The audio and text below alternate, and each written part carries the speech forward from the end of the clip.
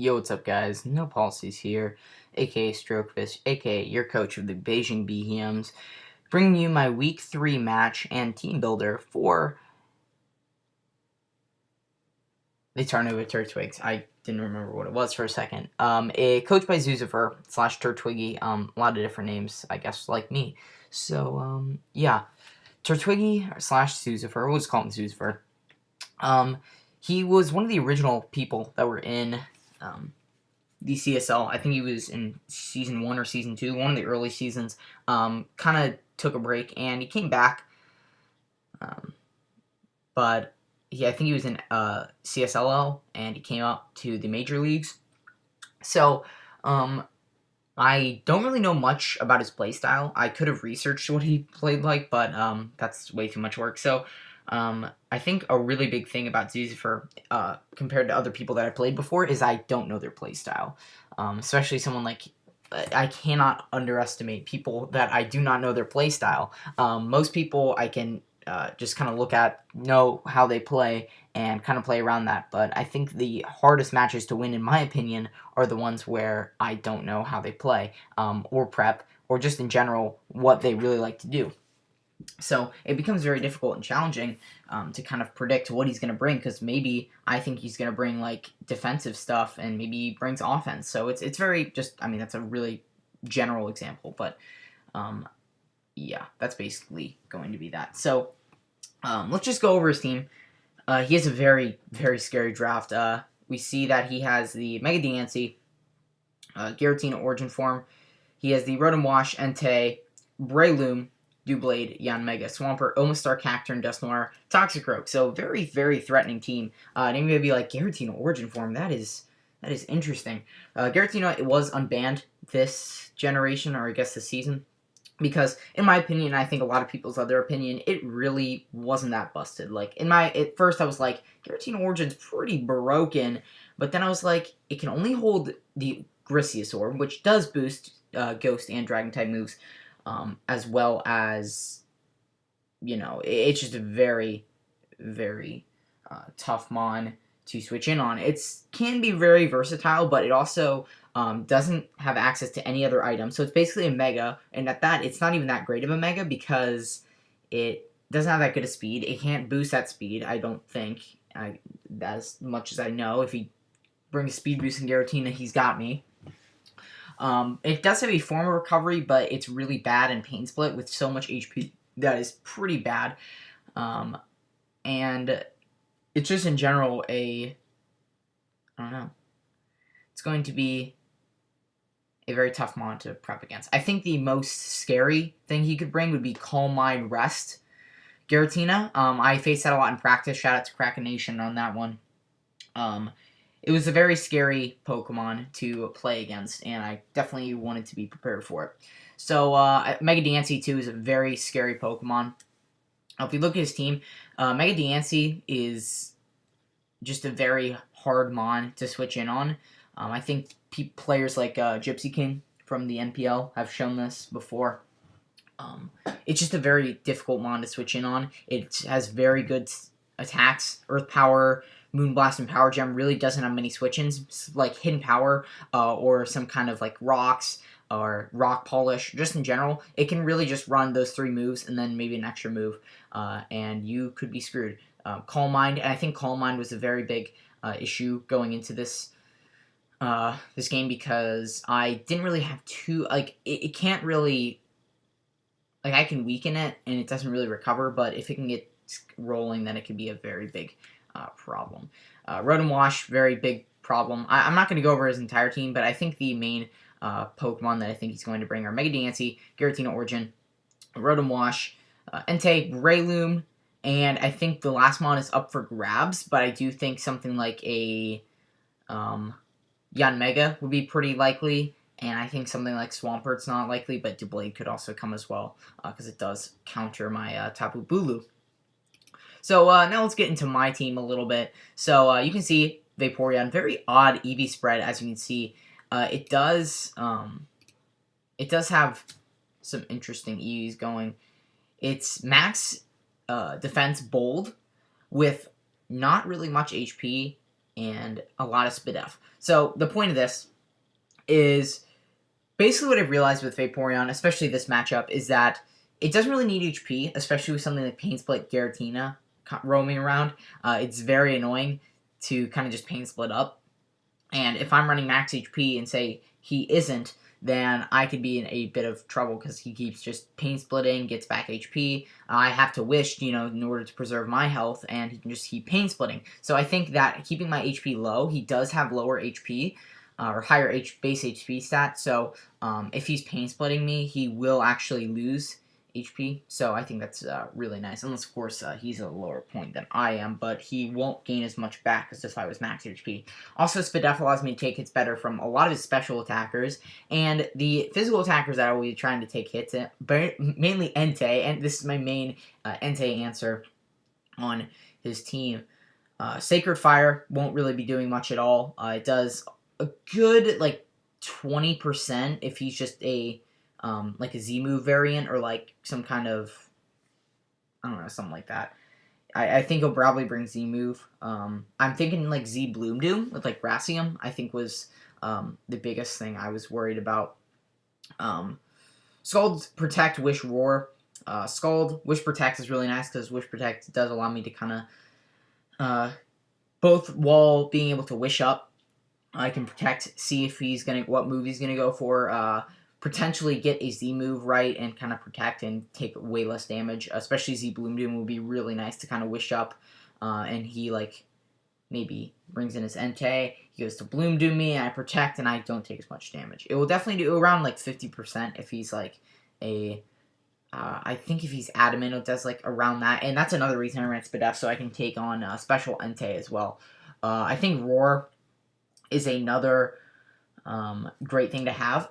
I was debating this and Haze, but I thought Roar was really nice because it does allow me to just get rid of things and kind of phase things out. I didn't really like Haze because Haze didn't really get me anything. Yes, it was nice, I guess, to eliminate that Pokemon, its stats, but then it could just fire off a hit. Say Mega Diancie, right?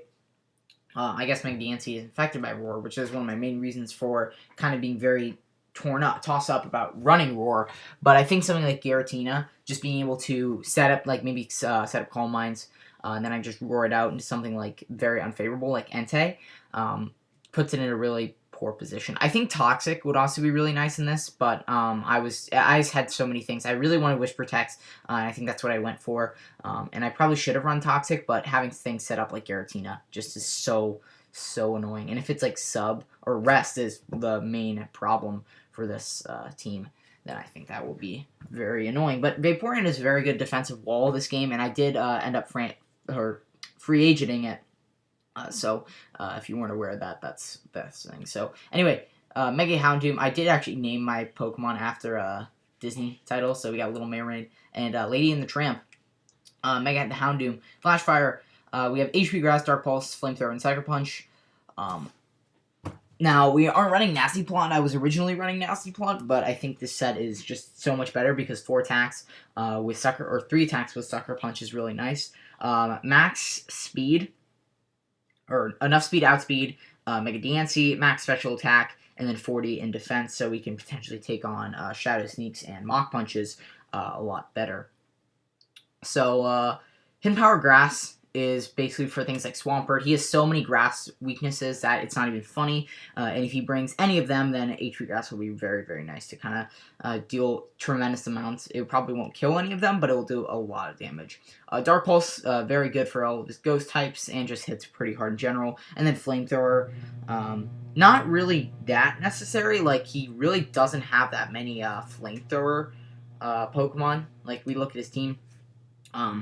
The only thing that I think it's really there for Breloom mainly, but things like Doublade hit by Dark Pulse, I'm not really going to be hitting Flamethrower a lot, but I think Breloom and Yanmega pose enough of a threat to the point where it's worth it to run Flamethrower. As well as Dry Skin Toxicroak, I think is really nice to hit that as hard as well. And of course Sucker Punch is there to hit Mach Punch Breloom, because Mach Punch Breloom does not appreciate taking a Sucker Punch, so potentially thinking it can set up maybe with a Flamethrower, or say maybe it's a very low point of health, tries to bring it in to revenge kill my Houndoom, and then I Sucker Punch it, and it outpaces its Mach Punch, and there it goes. I can still run Timid, though, because Sucker Punch is really there for picking off, like, Sash Breloom after I've already gotten it down to its Sash, so that's really nice because I can do that pretty freely.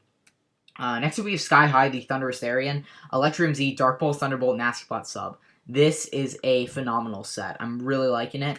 Max speed, or enough speed to outspeed 328, I believe, which outpaces his Entei if he's Jolly, which I don't think he will, but rather safe than sorry. Sub is very, very nice. Half the time I was realizing that unless he has coverage, which he probably doesn't on Rotom for my Thundurus, he's really not staying in. He's going to hard swap because I can very easily bring this in on his Rotom. Volt Switch is almost always a play. The core of Vaporeon and Thundurus against something like a Rotom is so, so nice because he can't click Hydro Pump unless he wants to potentially, give my Vaporeon back HP, and he doesn't want to click Volt Switch because the pressure of Thundurus. Dark Bolt and Thunderbolt basically hits his entire team.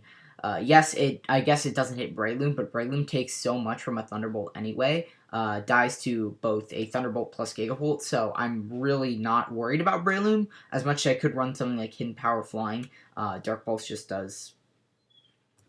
It's good for things like Giratina, which are the main things I can't hit with Thunderbolt, and I think Thunderbolt's just great in general. And then, of course, Gigavolt is really nice. I don't really think I'll be setting up nasty plots too often, but I think Sub is so, so nice. I think Sub Thundurus is really good this game because I can basically just sub up on Rotom and get a few kills, or just deal lots of damage to his defensive Pokemon like Giratina and stuff, so that he has to break my Sub or something like that.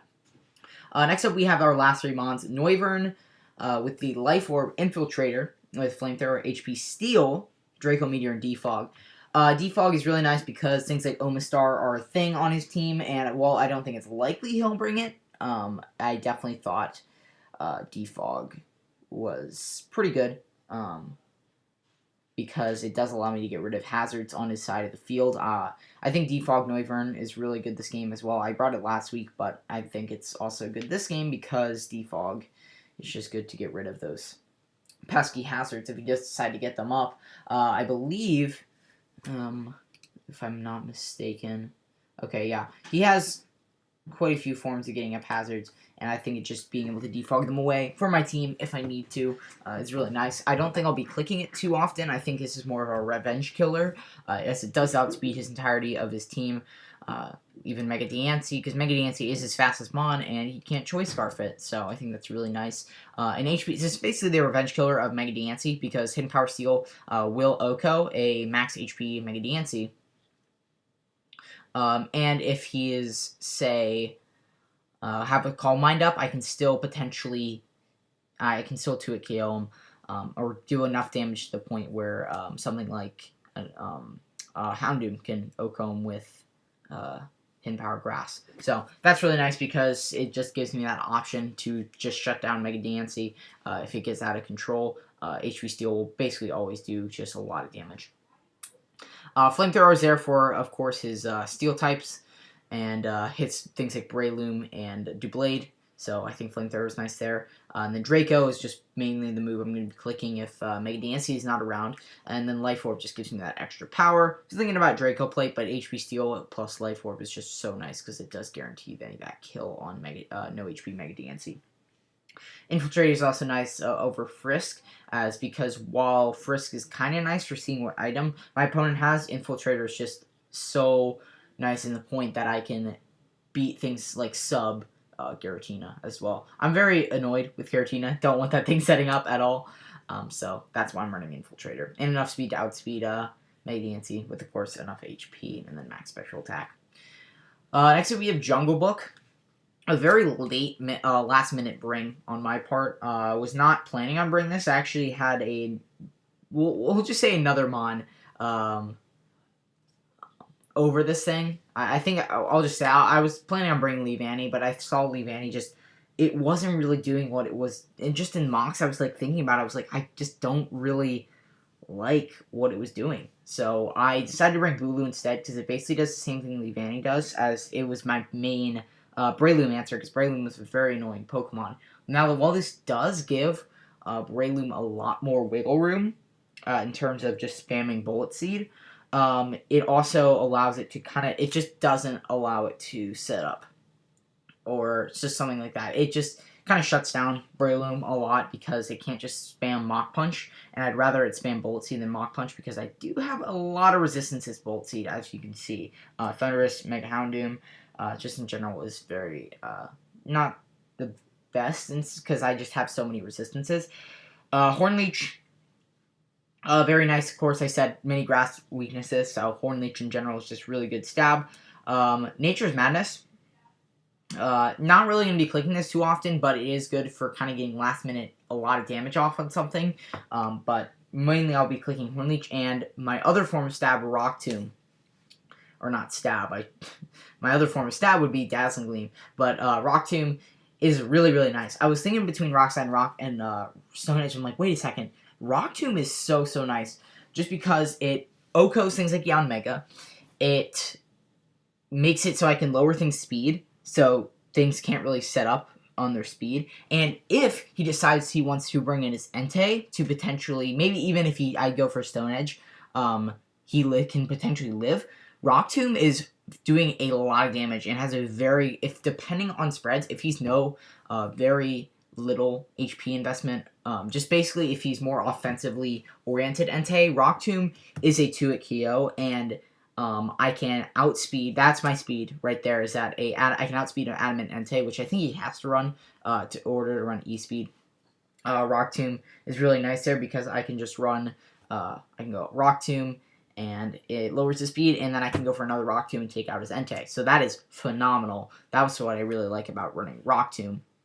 And then AV, of course, so I can take on his things like Rotom and just in general, and Mega DNC as well, I think is really good for having the Assault Vest. So Dazzling Gleam as well. Mainly there for something like Giratina, but also there for Breloom.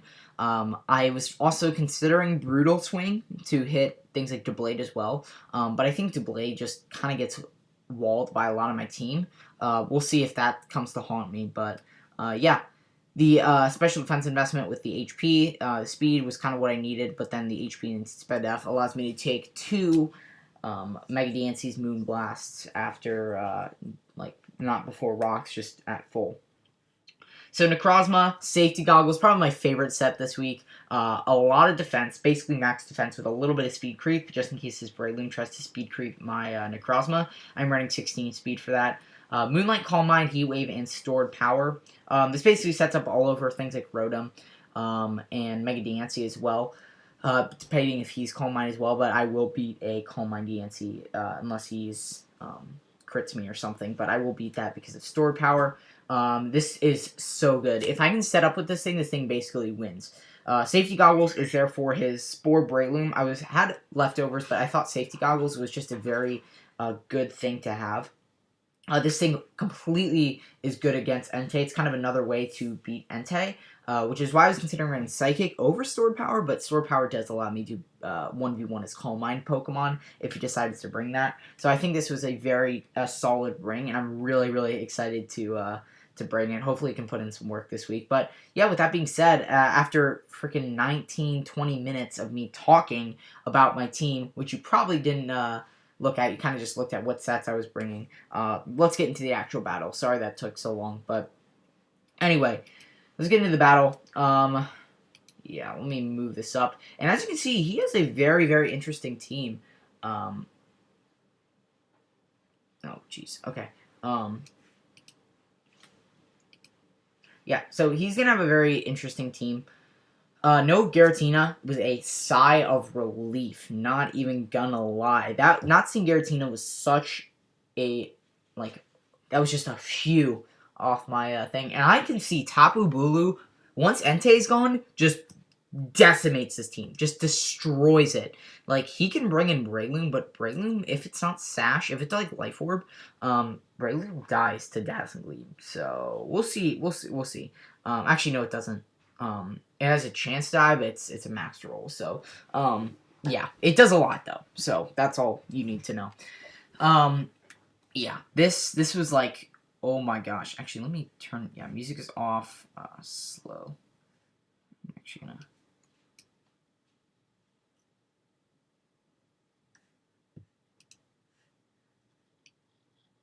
All right, there we go. Yeah, sorry about that. Yeah, not seeing Giratina was just such a sigh of relief. Like I can't even talk. Like I can't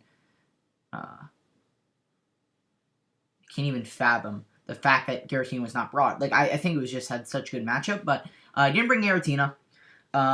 What else that I think was kind of interesting? Just yeah, in general, I think this is a very interesting team. Omastar was interesting. While I don't really have that many hazard removal answers, I think I was so glad I brought Defog on Noisevern because I can remove hazards. I basically thought he would definitely lead with his Omastar. If he did lead Entei, that's fine. I have a very reliable switch into it. So I was like, okay, Tapu Bulu is pretty no drawback on this lead. So I'm going to lead Tapu Bulu as he does end up leading the Omastar, which I think was pretty safe on his part. Now, this is going to be a play. If you haven't seen this battle yet, then get ready for a very, very interesting play. For him, at least, it seemed pretty safe. However, it just makes me glad that I ran Rock Tomb. So basically, what happens here is that I'm going to go for Rock Tomb here because I was like, okay, if this thing sets at base Shell Smash, +1 Omastar doesn't outspeed things like Houndoom and things like Noivern. Right? So I was like, okay, so if this thing tries to set up on me, that's fine. I can actually live a Ice Beam, and I wanted to get as much HP back as possible. So Zinc taps Shell Smash, which I was actually thought it might because I was like, okay, that's actually kind of a problem. This thing sets up a Shell Smash. Can be kind of problematic. Rock Tomb will break its Sash. It's 95% accurate, so 5% chance that I just could potentially lose this game right now. I don't think I would lose. Vaporeon kind of just walls it.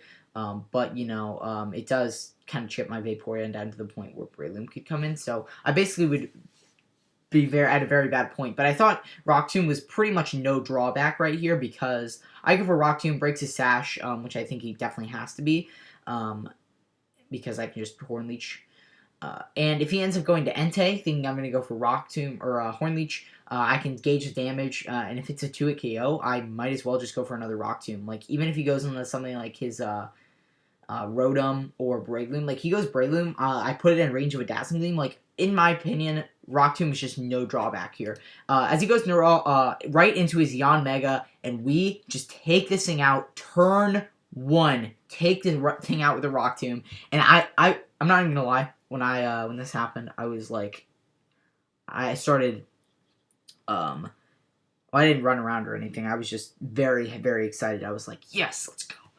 So this is what I did there. So yeah, Yanmega's gone. Huge threat out of the way. Yanmega being gone is so nice. Speed Boost or Tinted Lens, that thing was an issue. Probably Speed Boost would be more problematic, but Tinted Lens gives it more damage. So yeah, that was an issue. Switching in hard there, I may not agree with because I think Rock Tomb, while somewhat obvious, or just a rock type coverage in general was kind of obvious. It wasn't really a prediction. I just thought it was very no drawback because it just did so many things for me.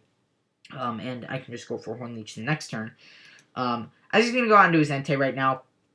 Pretty solid. I'm just make the safe play my Vaporeon. No need to over predict right now. Even if it goes for like Z Bloom Doom predicting that. That's fine. It does burn me turn 1, which is fine. Don't get as much recovery back with grassy terrain and such.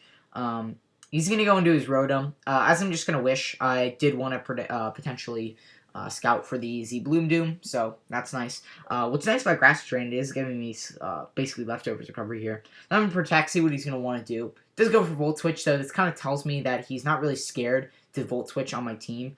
So I'm just going to go hard right out into my Thundurus because I know he's really not scared to Volt Switch or thinks I'm not really scared to bring this thing in. So very quickly I'm going to go right out into my Thundurus, and this just basically gives me a free sub at this point. I was going to go into Omastar, potentially just either sacking it off or I don't know what he was thinking here. I'm actually gonna disagree with the play he makes right here. I go for sub right. I know he probably didn't expect sub, but even then, he probably was just trying to sack his Omastar off. Like, just didn't really see the use of it. It might have just been like rocks, scald, spikes, and T spikes. That might have been fine, or maybe it was shell smash. If you did set up a shell smash here, I basically just remove Omastar, which is really nice. Bring it down to its sash. So I'm just going to go to Thunderbolt here. As he ends up going for Rocks right here. I don't think Rocks was like ever the play. He may not have been able to break my sub with Scald. I think it did break my sub. Like, if I do the calc right now, I don't know if you can see. Thunder, yeah, you can, okay. So, Thunderous, we'll do my set, Sky High, Omastar, Lead, Surf, did a lot, Scald, so it definitely broke my sub, which I think definitely breaking the sub was definitely the play there. That would have put me in a much worse spot, but, you know, I can see why getting up Rocks would be very nice, because it does kind of limit the switches, but I think at this point in the game, he could not mess around with Thunderous. Like, I mean, I guess he was Sash, so I couldn't really set up on him, but I didn't really need to set up at this point. Like, I think I basically was in the driver's seat at this point, and I really had no reason to set up. I basically just got so much damage off at this point, so I really didn't need to. So anyway, just going to go for a Thunderbolt again, take out this Omastar. As I still have a sub up, so he basically has to sack something off here in order to take out my Thunderous's sub. He goes Diancie. Diancie is 2-hit KO'd by Thunderbolt very easily, and it puts it at a range where it just does not appreciate any hits anymore. So I think Diancie may have been the play here if he was Sash, or if he wasn't. If he was Sash Breloom, I think Diancie was definitely the play, but I don't think he was Sash Breloom just because he brought it in, or maybe he didn't expect me to take him out. I'm going to go for T-Bolt. I was hoping that I would get a very high roll, but even then, I would need 2 high rolls, and that just would not be very good. I did get a higher roll. I think did 52. Maybe he was bulk invested, so that probably was a very high roll. But I knew that Thunderbolt plus Gigavolt would kill unless he'd be like AV or something, which would be kind of cool, but I also would not be afraid of. But then again, I guess Sash is broken. I just wanted to break his Sash if he was Sash. I was going to go for Rock Tomb and break my sub. So here, I'm just going to go for the safe Gigavolt. Even if you switch, like, something died here. So I think just going for Gigavolt. Breloom being gone just basically frees up so many things on my team. Vaporeon basically kind of just wins here. I just need to make sure Diancie is the only really threat that's still on the field. Like, I think Entei, if he got a few crits and stuff, could be annoying, but I have so many outs to beat that thing that I just don't really have an issue with it. So I'm going to go for Thunderbolt here on the Diancie. No matter what he did, I was very worried about Calm Mind. So I was like, okay, if he Calm Minds here, if he just takes out my Thunderous, that's fine. I can just go right on my Noivern. I did want to wait a little bit to make sure that I was like, I'm in a really bad spot. I don't know what I can do. But, you know, I knew what I was going to go into. Like, I was like, I didn't want to just go right out in a Noivern and I'm like, oh, okay. You know, you got to kind of wait it a little bit, you know? Because I didn't know, you know, what I wanted to. I just wanted to bluff that I didn't have it. Just get off as much damage as possible.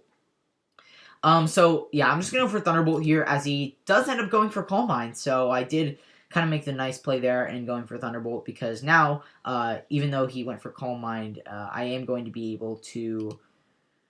Yeah, he's just going to take me out with Moonmask. But now that I went for Thunderbolt, this definitely puts him guaranteed range of a HP Steal from Noivern, and there's no way he can outspeed me. So I can go for HP Steal here and take out the Diancie. So that's really nice. Late forward coming clutch. As he's going to go into his Entei, and I was like, okay, Shaken Fire doesn't knock me out. I'm just going to go to make the safe play to Vaporeon. I'm not even going to, like, lie. I didn't even expect what he's about to go for right here. But it worked out in my favor, because he's saying I'm going to go for Continental Crush, which I think was good. Does about 50% to my Vaporeon. I think it actually was better than Z Bloom Doom. But you know, I think it actually does less if I'm just maxed HP, max defense Vaporeon. So, gonna get a little bit of HP back, but it's gonna negate the burn, so leftovers coming in clutch. I'm gonna go for Protect. Make sure I get it back to a good point of health so I can take on this Entei. I believe he just goes into his Rotom here as I go for Wish. I'm just going to Protect. Just get my Vaporeon to the point where Volt Switch plus any move he goes for won't kill. I think Stone Edge crit would have killed after the range of HP I'm at with Volt Switch. As he's just going to go for Volt Switch, does a lot of damage. That tells me he's offensive, so I don't really need to worry about bulky Rotom. It's not really mattering at this point in the game, but I go for Scald, expecting him to go for Volt Switch here. I mean, very obvious. And I know Stone Edge won't kill unless he crits me, so I'm going to go for Wish. But even if he did crit me, it just would have been a bigger loss. So I'm actually not going to go for Wish. I'm just going to go for Scald. Take out his Entei. I did want to kind of preserve differential because I did basically knew the game was over. But I also didn't want to, like, lose my win con. Like, I knew Bulu just came in. Even if he Willowed, there was, like, almost no way he would be able to 1v1 my Bulu. Because I can, even if he, like, Willows me, or, like, I don't know, if he Willows me and runs me out of, like, Horn Leaf PP, I can always Nature's Madness him down. So I really was, like, very confident that I would win this game. I could have maybe, like, if he potentially, like, flinched me a bunch of times, but, like, I don't know. I'm going to go on my Necrozma here because it's a very safe switch. You know, I don't risk any, like, Willow or anything. He's actually going to go for Dark Pulse here, which actually is going to do a lot. Yeah, so he definitely expected that, so good play in quotation marks. But, Necrozma takes a lot, but I wanted Necrozma to get last kill because I was like, if he doesn't have Dark Pulse, then Necrozma just wins here. But he does have Dark Pulse. I didn't really expect that, but, it does a good chunk, but not really that much. I think Hydro might have done more. I don't know. He's going to go for Dark Pulse again. And his best play of action is trying to flinch me down, but I'm pretty sure with Grassy Terrain recovery, he's doing like 4% per turn. So even if I don't think he's doing 10% plus Grassy Terrain. So it's about net 4%. I think Dark Pulse has like 16 PP. So I think I would have stalled him out of Dark Pulse PP before he flinched me down. Like I think unless he like crit flinch me like literally a million times, then I think he that would be the only way of winning. I guess until the point where he puts me in range of like hidden power, but I don't know. I guess it was like the only way he could have won. But then I could have like see all what the rest of his set was. I think he was Scarf. I'm pretty sure. I'm pretty sure he was like some sort of choice Rotom. So yeah.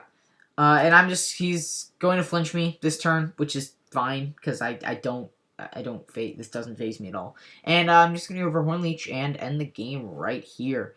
So,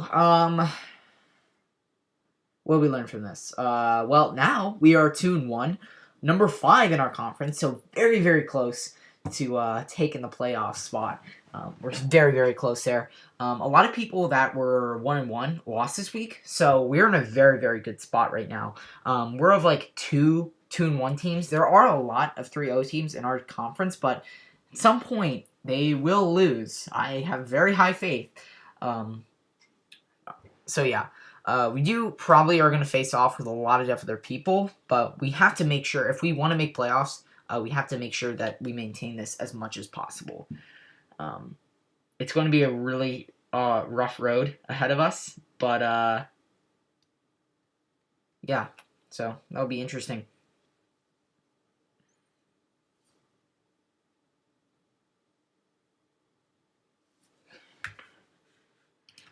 But yeah, with that being said, I don't know why I just blanked right there. I was thinking about my life. That was so weird. But yeah, I guess you can just skip past that part. But yeah, 5-0. We are 2-1, plus 2 differential, so we are positive. So that's really nice. And with that, guys, I hope you guys have a good day. I really did. This was a great match in my favor. I don't think it was, I think we just that turn 1 Rock Tomb play. I can't even really call it a play. I think it was just the prep that I had I think I just over-prepped for this match maybe a little too much, but it definitely worked out in my favor. So with that being said, hope you guys enjoyed this video. If you did, please like, subscribe, and comment. I'll see all of you in the next video. See ya later. Bye.